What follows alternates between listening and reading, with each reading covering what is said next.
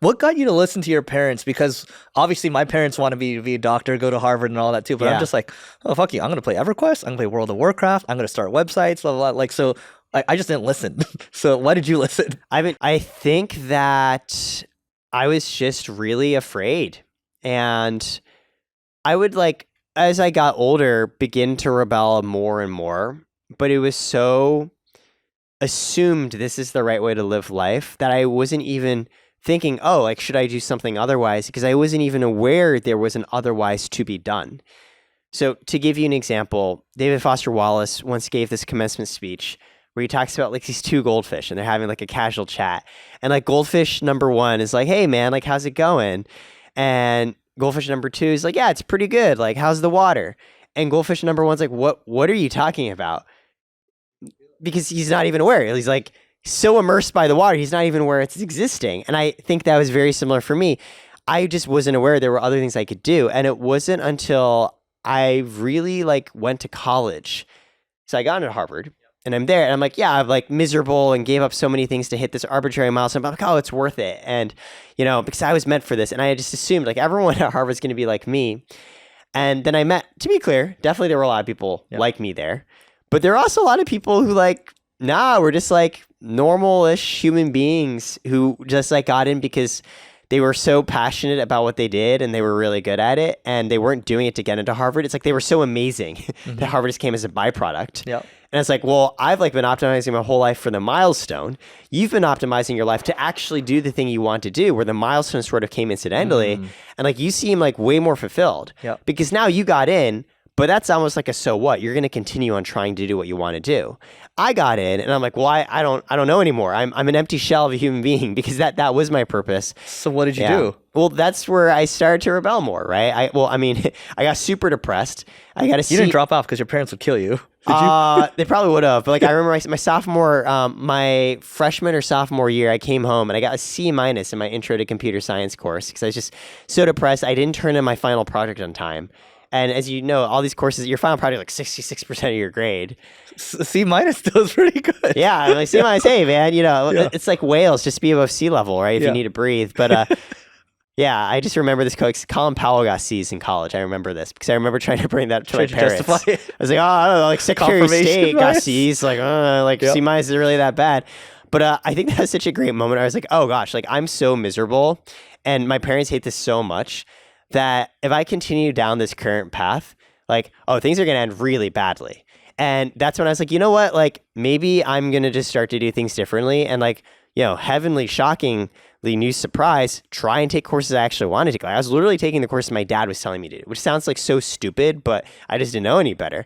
And I was like, I'm going to come back and I'm going to be like, I'm going to take my own courses. And he was like, again, I had the very fortunate privilege where my dad paid for college, but it became a weapon too, because he's like, if you don't take XYZ courses, I will stop paying. Yep. And, you know, I think a braver person than I would have said, well, fuck you, I'm going to do it anyways. And like, I'll pay for it myself. I wasn't that person. And it wasn't until much later, I was like, well, I'm going to take things I want to do. And it just sort of gradually became this, I'm going to separate myself away from the environment I was raised in to give myself more of the emotional space to make my own choices. So today, I don't talk to my parents much at all. I talk to my dad on the phone maybe once every year. And, you know, it's sad. I'm sad about it. I would love to have a closer relationship. And I see many of my friends do. And I'm like, well, look, I respect he is the way he is because this is what he needed to survive. And he wants the best for me. And unfortunately, it manifests in a way where I just can't deal with that. And so this is sort of the best for both of us. For now. Yeah, for now. Maybe it could change. For sure. Where do they live? So they're both in New Jersey. Okay. Yeah. Got it. Yeah, your phone number was New Jersey. Yeah, East Coast. So do you think, okay, we're talking about our Asian American scars here. Do you think it's been helpful, like the upbringing, like it's just, you're never good enough, right? You got to go to Harvard this. It's like, look at this kid, look at this kid. There's not like, hey, look at this amazing thing you do. It's just like, no. Even if you did something good, it's like, you still kind of suck. Well, you know, it's really hard to say. I had a conversation with a good friend of mine who's like a very high achiever. And I was asking him, because he has a kid, I was like, oh, are you going to be like a tiger dad? And he was like, yeah, kind of. And I was like, whoa, really? Because frankly, if I ever had a kid, which, you know, I probably wouldn't, which is a whole other topic.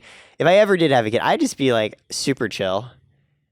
And he was like, well, look how I turned out. Like, yeah, I was like miserable, but I like accomplished all these things. And I was like, and it sort of goes to your point. It's like, people are like, wow, like, yeah, you like went through all this misery, but like you seem to be doing well, don't you? And it goes to this like broader existential question, which is just like, what's like the meaning of life? Like, I don't think in an existential philosophical point, there is any inherent meaning. You get to choose. And if your meaning in life is like he or she who dies with the most toys wins, then like maybe, yeah, this is the way you want to raise yourself to be raised and raise others. But if your meaning is a little bit different, which for me, it's more around I wanted to do the things that I want to do, which requires recognizing they might not be the things society wants me to do. Well, then, you know, the upbringing I went through clearly helped make me who I am today, but it's not the same behaviors and rules that I want to follow going forward. Yeah, I feel like, I mean, I think I'm a little older than you. You're what, late 20s? Actually, I'm 32 years old. 32. What Okay, about so yourself? I'm 37. Yeah. So I think I'm growing to appreciate both it Asian, more. so we both look younger than we are. Yeah, we do. Yeah. We still. You look like you're definitely in your 20s. I get 28 sometimes. Yeah, exactly. But my point is, like, I used to resent my parents for like all Yeah. the pressures, right? And just like I don't want to do what I don't want to do, right? And like the only reason I graduated from like UCSD is because like they wanted a diploma, right? But now I'm like, you know what? I think all that pain and suffering, like, you know, sure, it strained the relationships, but it's like I think net it was a win. So, you know, maybe it was a good thing. I think if it related to that, I think of it as, was it good or was it bad? I don't know, but it's the path I took to who I am today. And if the path were different, I don't know if my life would be better or worse, but I wouldn't be who I am today. And like on the whole, well, like sometimes I'm miserable and I'm always very stressed. I'm generally okay who I'm being today. So I think that to reconcile the classic question of like, was it worth it? Basically comes down to like, how do you feel about your life overall? And if on the whole you're like, okay, like I'm here and I like being me, then I think it does become a sort of like, well, you know, that was a needed part for me to become who I am today. But, you know, I think there are a lot of people, and there are moments I felt like this too in my life where I'm like, no, this feels terrible. Then I think that's where the resentment comes from more. You did a talk and you said you're very much a Asian parent's wet dream, right? So you got Harvard, right? You got Blackstone, McKinsey, Instagram, all the things, right? Like those are like all the infinity stones. How do you think that's helped shape you into the person that you are today?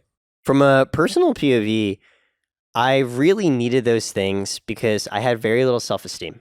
And I think it's a mix of course, the environment I was raised in, where my parents, coming from China, operating with a scarcity mindset, were so focused on ensuring I had a good life that they really drilled into me like, oh, you have to hit these strong external validators of success, which is like, oh, like these prestigious brand names and like XYZ income.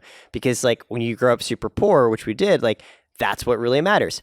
But I also think, to be clear, you ultimately you have to take responsibility for yourself. And sure, like while that was the environment I was raised in, at the end of the day, I internalized a lot of these. I think my personality too, I would use these metrics as a way to define what I should be focused on, how good to feel about myself.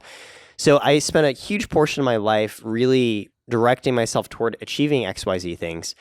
But the secret is once you get them, the rest of your life just continues the same. So if you were only doing things because you were hoping to hit this one milestone, guess what? There's like that one brief moment where you hit it and you feel amazing, and then it's back to what you were doing, except like you've hit the milestone. There's a quote from the science fiction author Neil Gaiman where he says, the price of getting what you want is having what you once wanted.